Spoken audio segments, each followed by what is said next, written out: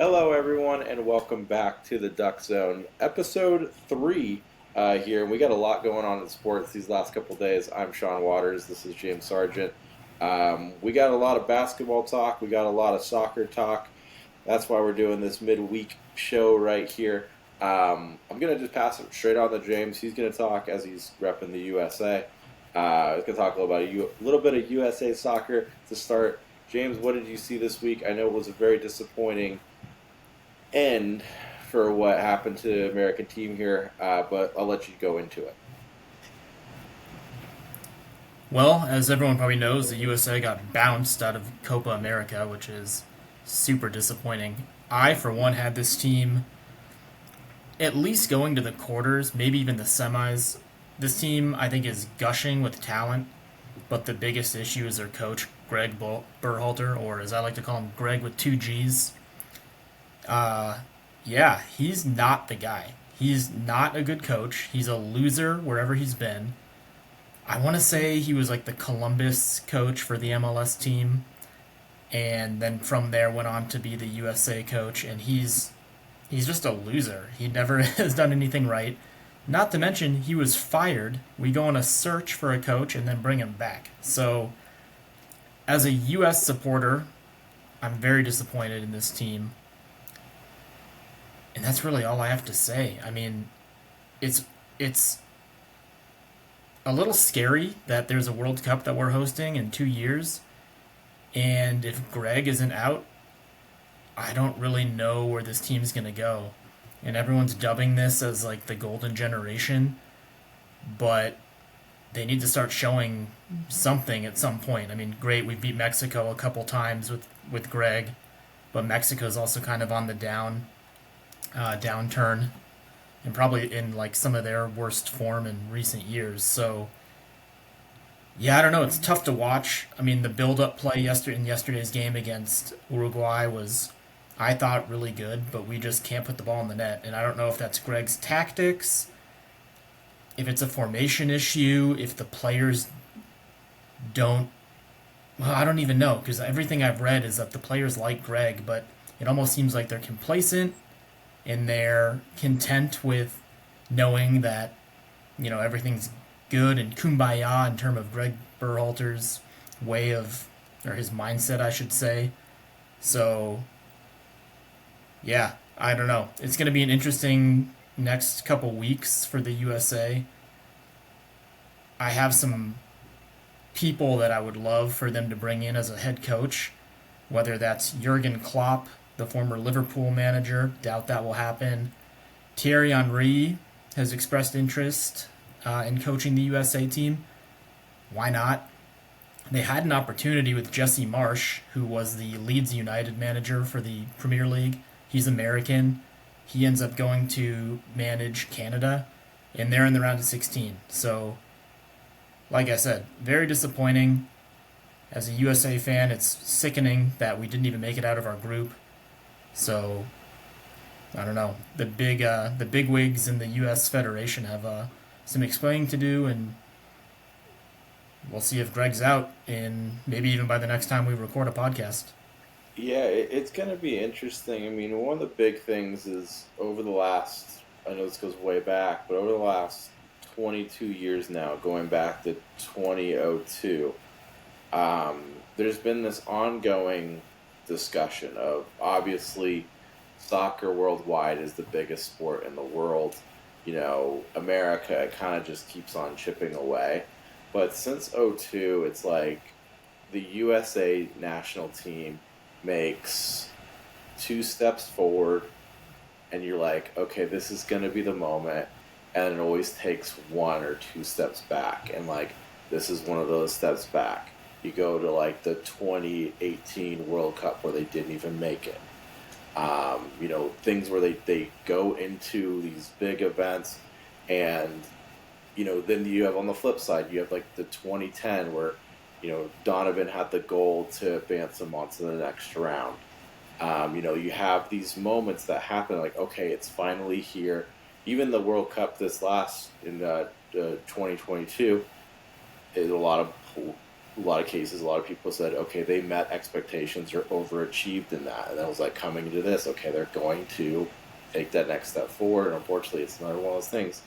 It takes another step back, and it's like, yeah, I've heard this. We're in this golden age of American soccer, but the results just aren't there consistently, which really hurts. And it's like you're losing to nations, countries that you should not be losing or drawing to. And that's one of the biggest concerns I have is we've had many different coaches over the last 22 years. And it just doesn't seem like the consistency has been there year to year or event to event. And I don't even think the U.S., I would say, I mean, obviously it's not our number one sport. I get that. Basketball, football, maybe even baseball, I guess. They still draw the athletes out of this country. You know, Soccer, unfortunately, is not life in America, which is fine. And I get that, and I think a lot of the hardcore American outlaw USA fans, they understand that. But from a talent pool and a population standpoint, I look at some of these other countries like Portugal, tiny country. Their population can't be anything more than, I don't know. Let's look it up real quick. I 10 mean, million? you shouldn't lose to Panama. No, exactly. Portugal is a country of 10 million people. Yeah, The USA, even the LeBrons, the Mike Trouts, I get they're playing other sports, but we don't have any other type of talent I mean to put in our population pool like to these training is facilities. And, almost 35 times the amount of Portugal. right. And you see So some of the players that come out of Portugal and they're world class. I mean, obviously you have Ronaldo.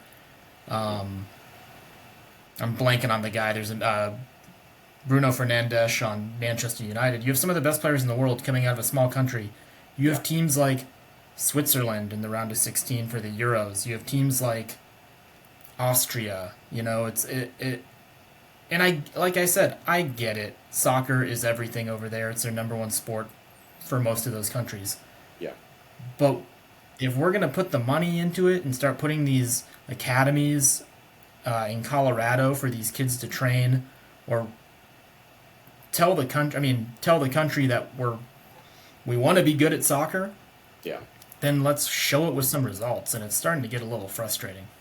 Yeah, I think that's the biggest thing. Is just the overall frustration of, and if it was like one of those things of like this team was, and it goes back to consistency. If they're like, we're getting to the final, the semifinals and stuff like that, and then losing, you're like, all right, well at least they're getting there. I mean, this team has not even got there.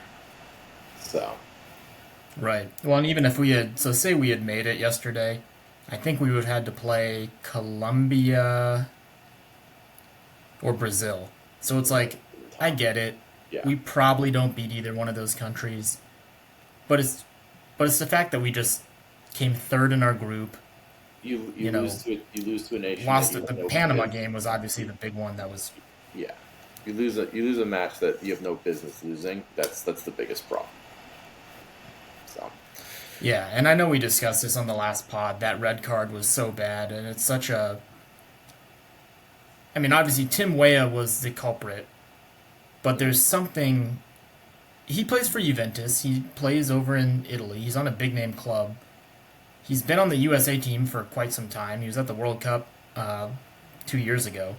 I mean, he should have the better wherewithal to understand what the stakes are. And I don't know. There's something going on internally that I don't think we know about, and I don't think Greg's the man.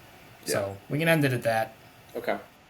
All right, well, we'll move on to something a little bit more enjoyable. NBA transactions, free agency has started this week. A lot of guys moving around. I'll just start out straight with you. What are some of your biggest surprises, biggest moves? I'll let you have the floor. Take it where you want to take it, James. Yeah, the first one I'll talk about, and we can kind of stem off each other on this one because this is probably the biggest one, is Paul George. Great signing for the Sixers, as long as his knees and Embiid's knees can hold up. I mean, this, at least on paper, looks like it'll be the best Philly team in quite some time. Um, I think he signed, was it a 4 year deal? I think it was four Something like that. years. Something like that. But I think that was a good signing. What are your thoughts on Paul George? I mean, that has to be the biggest signing from NBA free agency so far. That's the biggest signing in my opinion. The crazy thing about it is I don't know how much it's really going to change the whole landscape of Philly, and here's the reason why. I feel like it's very similar to, I forgot the year, but I think it was 2017 or 2018 when Philly brought in Jimmy Butler. And they had that loaded team where it was Tobias Harris, Jimmy Butler, Ben Simmons, where everyone thought he was good, and Joel Embiid. And they couldn't get it He going was then. good back then. That was a great team. And I just feel like Paul George throughout ever since he left Indiana. It's been, Oklahoma City, it's been the Clippers. He's one of those guys that, don't get me wrong, very, very good basketball talent. Definitely hard to argue he's not one of the 25 best players in the game right now. But for some reason, everywhere he goes, it's an underachievement. And he's always around a really strong nucleus. He can't stay healthy, and he does nothing in the playoffs. And it's going to be interesting. It's going to be like, Could we okay, uh, what? could we say he's falling into that James Harden territory of Yeah, in a way. I mean, he's kind of become that, and he's never been. I don't think anywhere anyone has ever outside of Indiana. I don't think anyone has ever considered him to be the one anywhere. He won't be the one here. He'll go through Embiid still. I think it's a good signing. I think it's everyone in the East is trying to chase Boston because Boston is literally stacked for God, I don't know how many years at this point. For like 3 years, they're already got everyone under contract. We'll talk about Tatum here in a second. They have everything lined up with their starting lineup. Everyone's trying to chase that development, that situation. Um, I mean, I think it probably puts, even with what everything I said, I think it probably puts Philly as the second best team in the East behind Boston. But in the end, all that really matters is what do you do in the postseason. And you got Embiid, who just struggles to stay healthy. Now you've added a guy that also struggles to stay healthy. But that roster, if you're playing a video game and injuries don't matter, like if injuries don't happen, it is going to be a tough team, and it's going to be interesting to see if Paul George can finally perform in the playoffs. it's funny to me too how much NBA free agency has become its own thing. I mean, everyone talks about the NFL offseason or the NFL dominating all year, which it does. Don't get me wrong, but I was talking to my cousin David, while this has all been going on, and we were kind of talking about how NBA free agency is almost more fun than the regular season. I mean, Yeah, it gives all these franchises hope. You're signing players to these massive contracts. I mean, it's just going up and up in price every year, and every organization has hope right now. They're bringing guys in. You're 0-0. Season doesn't start till October, and it's I don't know what the NBA did to get to this level when it comes to free agency and the hype around it. But damn, they really got your eyes glued on the computer, on Twitter, on it's the Woj, on greatest. Shams. It's the greatest reality TV show. I mean, I was funny. I saw a tweet. I was like, "This was." They were saying, "Remember this 8 years ago or whatever?" It was. Remember when Mark Cuban locked himself outside of DeAndre Jordan's house? DeAndre Jordan. I mean, it's stuff like that that just happened. This is so bizarre. Like this is just crazy. Um, That but was yeah. It's years like that, and it's I remember being down at U of A in college when Steve Nash went to the Lakers. oh yeah, Was yeah, that yeah? I guess it was in the off season. that would have But been that for right. me Yeah, was like that was kind of the point where it was starting to kind of turn that corner into like, oh, this is almost like an NBA holiday. Is the yeah, start of free agency. yeah. And it's always fun to watch. It's kind of exactly what you said. Even though we know there's certain teams that are going to be very bad, there's still that sense of, oh yeah, they may be good because they just signed X player. and who knows? And a lot of it. I mean, the funny thing is, so many of these guys every single year. I say there's so many guys that I'm like, that's insane money. What are you doing? Like that's the dumbest thing I've ever seen. But then there's deals where I'm like, all right, that makes sense. So So do you have any deals?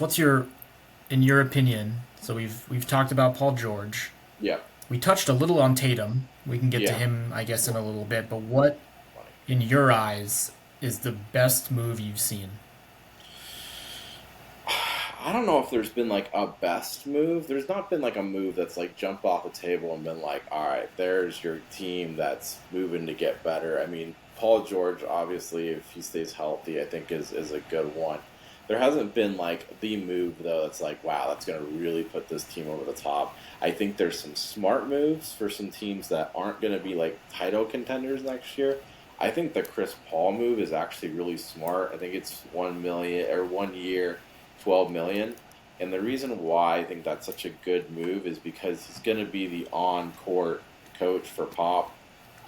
Very young team, and there's going to be a lot of guys that are going to be learning off of him, especially Victor and a few of these guys, these draft picks that they picked this year. It's going to be it's a good investment for a team that could have title hopes here in the upcoming future, building around Victor. So I thought that was actually a pretty good move.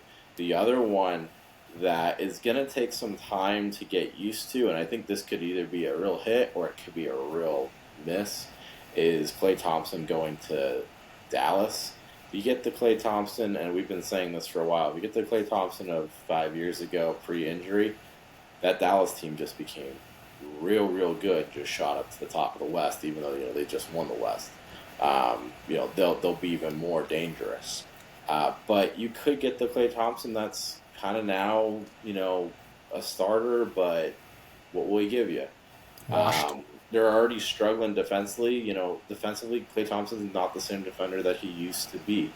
Um, so it's going to be interesting to see. Those are the two that I find interesting. And then I've some of the rumors that have been out there, and I don't know if they're actually going to happen. The Brandon Ingram talks of moving around. I know this happened right after the draft, but Murray landing in New Orleans is interesting. Gives that team a new star to put around because that little division is going to be tough. But New Orleans is going to be interesting. The West is a gauntlet. Um, but yeah, those are a couple. What about you?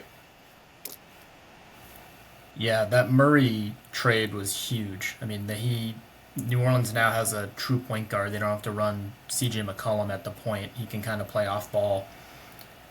So you kind of hit the nail on the head. So my biggest takeaway, and I don't think it's anything crazy compared to what I've read and other people are talking about, but I thought the Chris Paul move was fantastic. Whether he sticks there for the whole year or not, at least he's a tradable asset. They're still not going to be great. Well, maybe I shouldn't say that. If Wemby keeps improving, which he is, and he already put up a ridiculous season, I mean, he's just going to be able to catch lob after lob after lob from Chris. So that'll be fun to watch. And the nice thing about that And position is like, there's no pressure there. Like if they make the playoffs, this is no, going to be exactly. yes. Like if they make the playoffs, they're all jumping up in joy. But, Yeah, I think they're definitely going to be in the play-in tournament run. Whether they make it to the actual playoffs, I guess TBD. mhm. But I thought that was a great signing by San Antonio. He'll fit Pop's culture perfectly. Like you said, he's an extension of Pop on the court. And if they're having a really bad season, I mean, he's an expiring 1 year contract, even at 39 years old. San Antonio could probably fetch something for him, and he could Yeah. go chase his ring with an actual contender. Yep. The other move that I really liked was Isaiah Hartenstein to Oklahoma City. That guy, he's going to give OKC a little bit of grit down low that they haven't really had. They were running Chet at the five, and I love Chet, but he can now kind of move off and play that stretch four role while Hartenstein can grab boards, play defense, block shots, and Chet will be down low from time to time and help with the shot blocking as well. But I just thought that was a great move. Caruso also going to OKC, I thought was a great move. Adds another, you know, proven defender, proven 3 and D type of guy that it's little moves like that where it doesn't move the needle like fully. Mhm.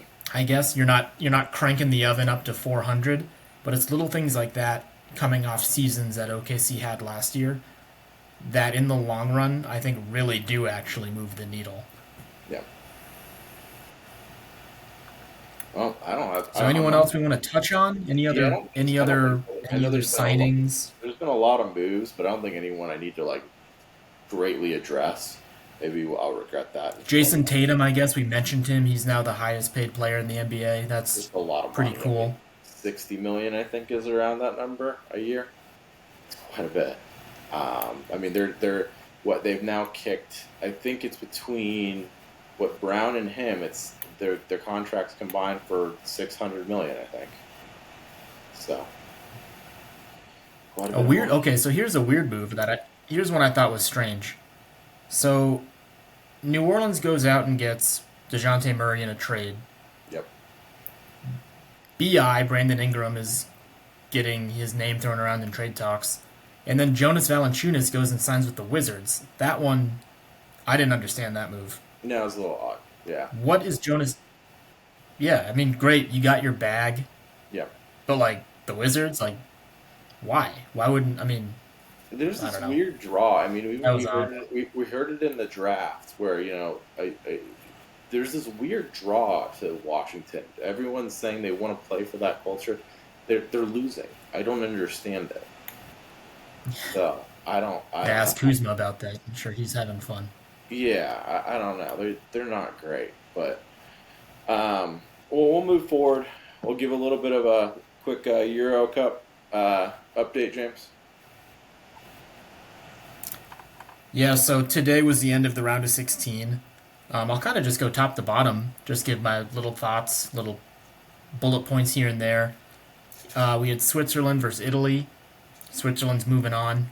They won 2-0 over Italy, so Italy's hopes and dreams have been dashed pretty quickly. Switzerland was by far the better team in that game. I watched most of that game. It was this past Saturday. And they're going to play England. So England and Slovakia. I think we were texting about that game. That was an interesting game. England looked awful. I mean, they Yeah. couldn't generate anything. Harry Kane was absent. In the final seconds, Jude Bellingham bicycle kicks in a goal to send it to extra time. And then, what, a minute into extra time, Harry Kane scores, and England ends up winning 2-1. So that was an exciting finish, I should say. So England and Switzerland are going to be playing each other in the quarterfinals. In the other quarterfinal, in that upper region, is Netherlands versus Turkey. So Netherlands beat Romania today, 3-0. No issues with that. They handled Romania pretty easily. And Turkey beat Austria. That was, in my opinion, the best game of the round of 16 that we've seen so far. Both those teams are really fun to watch. Turkey's good. They're going to give Netherlands all they can handle. They have a kid from Real Madrid who's 19 years old who they have playing up at striker, so keep an eye on him. I'm blanking on the name right now, but give me one sec. Arda Güler, little Turkish striker. The kid he's good. I mean, if you're 19 and playing on Real Madrid and getting minutes, you're doing something right. Going down to the bottom half, we had Germany outlast Denmark 2-0. Nothing really to say much about that game. I watched a little bit of it. I think that was the game that... No. Was that the game that had the thunder and had to be Oh, halted for a little I bit? It saw might have... that. Yeah, I saw that. I think that was the game. Anyways, Germany won 2-0. Nothing to worry about that. Setting up so this is where things get fun. Germany's playing Spain. Spain beat Georgia 4-1. No problems there. Actually, Georgia went up 1-0 to start the game, and people were freaking out. If you just look at the score, 4-1 Spain. But, props to Georgia for Hanging. giving it their all at the beginning. But Spain Germany, that's going to be a hell of a game. Yeah. Spain and Germany were my two title favorites going into this round of 16 until I saw that they now have to play each other in the quarterfinals. So I think the champion comes from this game. And then France beat Belgium 1-0 in an awful game. I thought that was going to be a 0-0 draw. France gets a lucky deflection own goal from a Belgian defender. France, I saw some stat. It was like France is in the quarterfinals, and I don't think they've even really scored. I mean, they probably have. I guess I'm sure they've scored a goal, but it's like going back to their first match of group play. They haven't scored a goal or something. It was something weird like that. Like they're just playing really bad. Their offense is terrible. Mbappe is getting looks. He's a cheat code, but he just can't put it into the back of the net yet. Which, moving forward in terms of cheat code players who can't put it into the back of the net, Portugal beats Slovenia, so we're going to have a Portugal-France quarterfinal matchup. That game did go to a 0-0 draw. Ronaldo, oh my God. Watching that game, I felt so bad for the guy. He had opportunity after opportunity after opportunity, missing free kicks, not getting his head to the ball on set pieces. It was just like there was just a little thing, something was off. He just couldn't put it in the back of the net. And I know he's older. He's not the quote-unquote Ronaldo he used to be. He's playing in Saudi Arabia. He still had a really good season.